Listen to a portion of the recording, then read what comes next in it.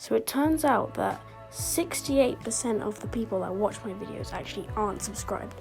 So if you are one of those 68%, if you can subscribe, that would be awesome. It's free and you can always undo it later. Alright, let's get into the video. Hey guys, welcome to a brand new video. Today I'm going to be showing you how to get Sonic ROBO Blast 2 on an iPhone, or iOS, iPad, Android, pretty much anything.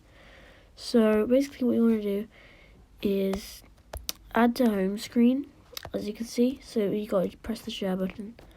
There it is now, add to home screen. Let's just quickly add it. Go ahead and do that. And that's literally all you have to do. We are playing it right now. Obviously, let's just wait for it to start and let's just give this game a go.